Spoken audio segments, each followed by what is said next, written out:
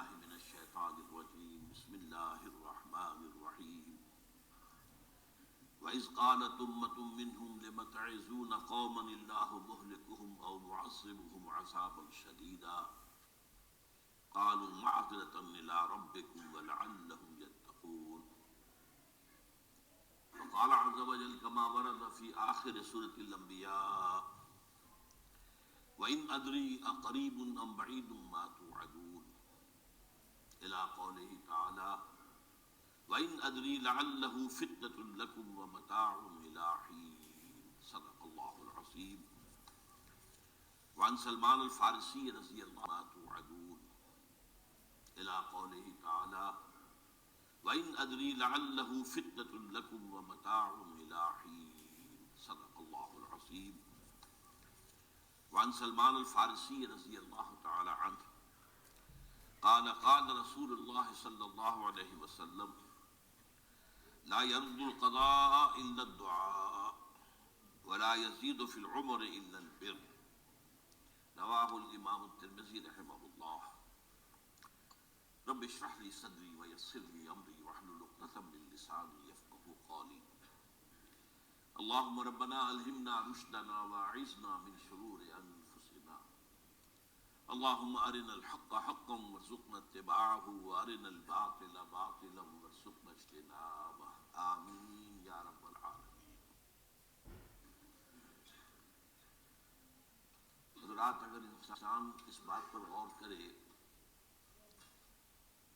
کہ انسانی زندگی کی سب سے یقینی شے کون سی ہے جس میں کسی شک و شبہ کی گنجائش نہیں، زندگی کی سب سے بڑی حقیقت موت ہے جسے ہم بھلائے رکھتے ہیں. اگر کسی عزیز کی نماز جنازہ پڑھتے ہیں تب بھی یہ خیال نہیں آتا کہ اس وقت ہم بھی ہو سکتا تھا کہ یہاں پر بجائے ان کے میرا لاشا ہوتا. کچھ تھوڑی سی تو ہوتی ہے.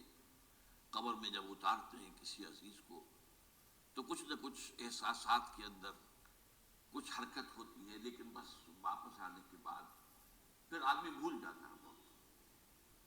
لیکن قرآن مجید نے لفظ یقین استعمال کیا ہے موت کے لیے.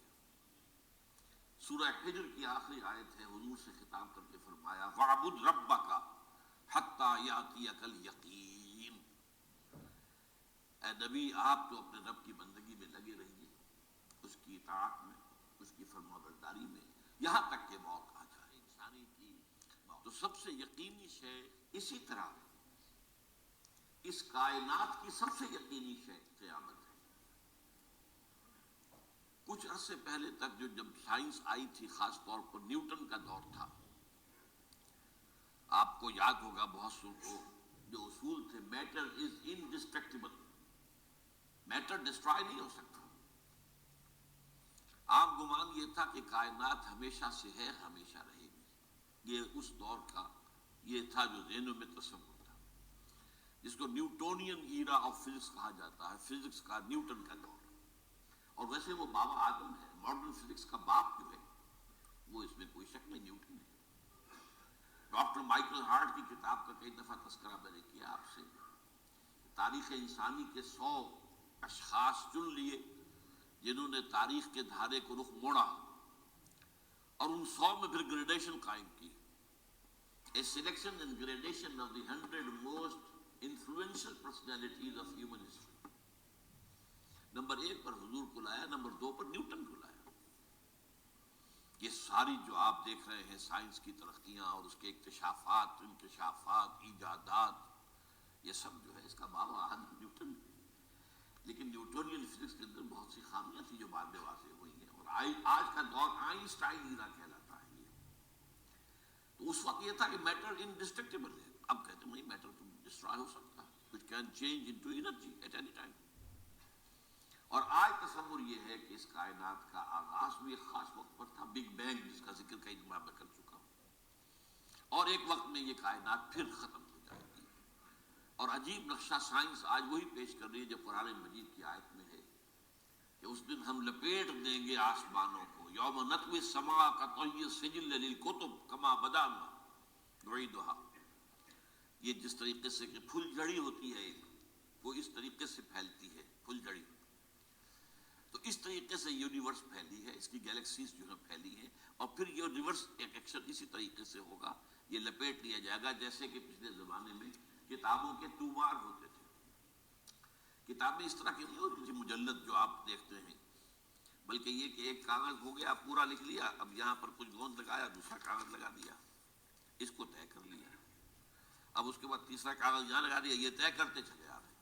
اس کو اسکرولز کہتے تھے، دی ڈیڈ سی اسکرولز بہت مشہور ہوئے ہیں کہ یہ جو بحیرہ مردار ہے اس کے قریب کی کچھ غاروں میں سے انجیل کے بہت پرانے مینuscripts جو برآمد ہوئے تھے، تو ان کو ڈیڈ سی اسکرولز کہتے ہیں۔ تو یہی ہے، بہرحال میں نے عرض کیا کہ انسان کی انفرادی زندگی کی سب سے بڑی حقیقت موت، اس کائنات کی سب سے بڑی حقیقت قیامت۔ قیامت سے پہلے کے بارے میں ایک حقیقت ہے جس پر کہ ہر مسلمان کو یقین رکھنا چاہیے، اور وہ یہ ہے کہ اس قیامت سے پہلے پوری دنیا میں حق کا بول بالا ہوگا۔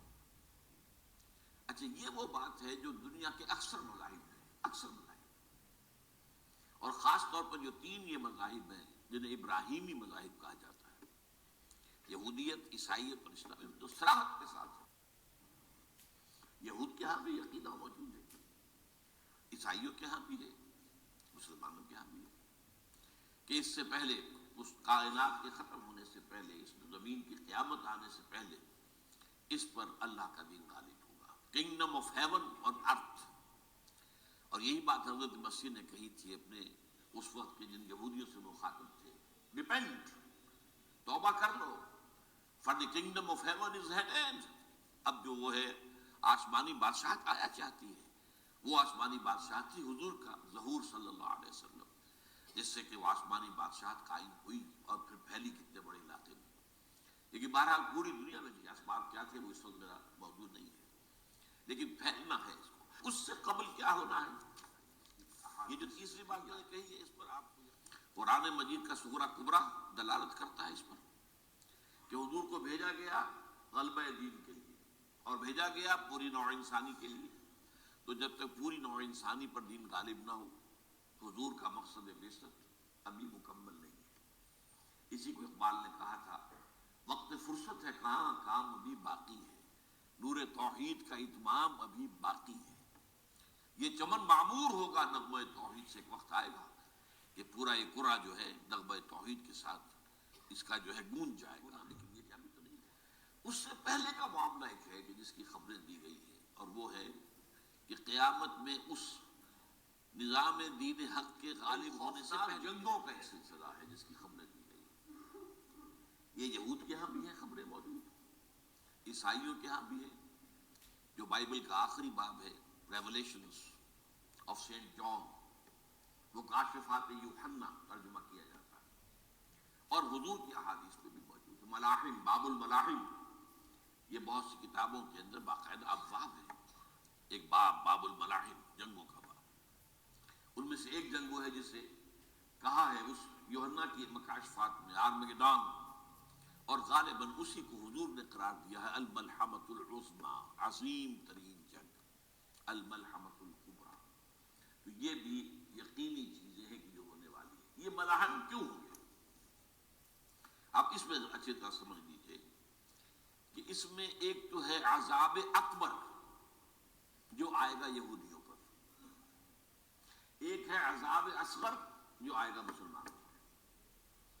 میں نے یہ آج سے 20 سال پہلے کتاب لکھی تھی، وہ جو مختلف، پہلے تو وہ نوائے وقت کے اندر کالم کی شکل میں شائع ہوئی تھی، پھر یہ کہ موجودہ اور سابقہ مسلمان امتوں کا ماضی، حال اور مستقبل، غالباً اس وقت آؤٹ آف پرنٹ ہے وہ کتاب۔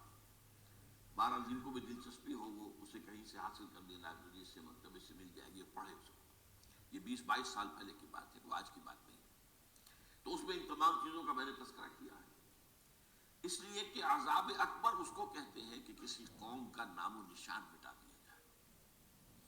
یہ عذاب اکبر آتا تھا صرف ان قوموں پر جن کے طرف رسول بھیجے گئے اور قوموں نے بحیثیت مجموعی رسولوں کا انکار کیا، ان پر وہ عذاب آئے، اسے عذاب استیصال بھی کہتے ہیں۔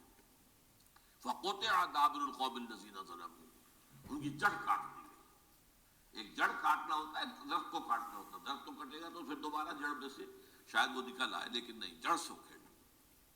لا یرا الا مساکنہم، یہ عذاب جو ہے اب کسی قوم پر نہیں آ سکتا، اس لیے کہ اب کوئی رسول تو آئے گا نہیں، لیکن ایک قوم پر یہ تاریخ کے قرضے کی حیثیت سے موجود ہے، اور وہ قوم یہود ہے۔ ان کی طرف رسول بھیجے گئے حضرت عیسیٰ ابن مریم، رسولا الی بنی اسرائیل، اور انہوں نے یہ بات تو بہت دور کی تھی کہ مانتے انہیں اور ان پر ایمان لاتے، الٹا جو کچھ کیا ہے آپ کو معلوم ہے، انہیں ولد الزنا قرار دیا، جادوگر قرار دیا، واجب القتل قرار دیا، اور اپنے بس پڑتے سولی پر چڑھوا کر دم دیا۔ حالانکہ معلوم ہوا یہ نہیں ہے، اللہ نے انہیں اس سے پہلے ہی زندہ اٹھا دیا آسمان پر، دوبارہ وہ آئیں گے۔ بہرحال لیکن اس قوم کے اوپر وہ عذاب جو ہے وہ قرض ہے تاریخ کا، وہ قرض ادا ہوگا۔ حضرت مسیح علیہ السلام ہی آئیں گے دوبارہ، اور انہی کے ہاتھوں اس امت کا خاتمہ ہوگا، ایک ایک فرد ختم ہو جائے گا۔ یہ جب میں نے یہ باتیں کہی ہمیں یہودیوں نے بڑا شور مچایا میرے خلاف کہ اس کی کتابیں وغیرہ، اس کے ویب سائٹ بند کرو، یہ جو ہے اینٹی سیمیٹک ہے، یہ کہتا ہے سب یہودی قتل ہو جائیں گے۔ یہاں پر بھی جو میرے ساتھ ایک ڈائلاگ کرنے کے لیے کوئی 12 پروفیسر آئے تھے امریکہ وغیرہ سے، ان میں سے جو یہودی تھا تو اس نے بہت ناراضگی کا اظہار کیا، آپ کہتے ہیں سارے یہودی ختم کر دیے جائیں گے، یہ بات ظاہر بات ہے پیلیٹیبل نہیں ہے۔ لیکن پھر ہمارے ساتھی جو وہاں پر تھے امریکہ میں پریشان ہوئے کہ آپ کے خلاف یہاں پر اب یہ مہم شروع ہو گئی ہے، تو میں نے بتایا کہ یہ جو زائنسٹ ہے، جیوش زائنسٹ، اور اس کے ساتھ ہے کرسچن زائنسٹ۔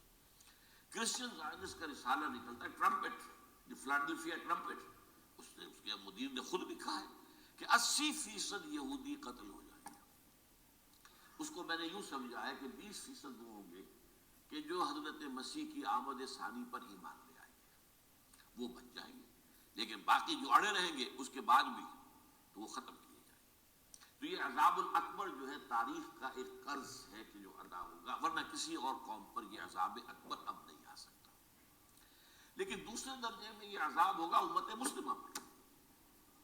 امت مسلمہ بھی تو عذاب کی مستحق ہوگی، بغضب من اللہ، یہ تھا وہ عذاب جو یہودیوں پر بہت پہلے، حالانکہ انہوں تو یہ خیال تھا کہ we are the chosen people of the Lord، ہم تو اللہ کی منتخب قوم ہے، we are this، قرآن کہتا ہے کہ ان کا قول یہ تھا نحن ابناء اللہ واحباؤہ، ہم تو اللہ کے بیٹوں کی طرح ہیں اور اللہ کی جو ہے بہت چہیتے ہیں۔ کہ عذاب آئے، نبوکڈنضر کے ہاتھوں آیا، اسیرینز کے ہاتھوں آیا، پھر یونانیوں کے ہاتھوں، الیگزینڈر دی گریٹ کے ہاتھوں آیا، پھر رومنوں کے ذریعے سے آیا، اور پچھلی صدی میں جرمنوں کے ذریعے سے آیا۔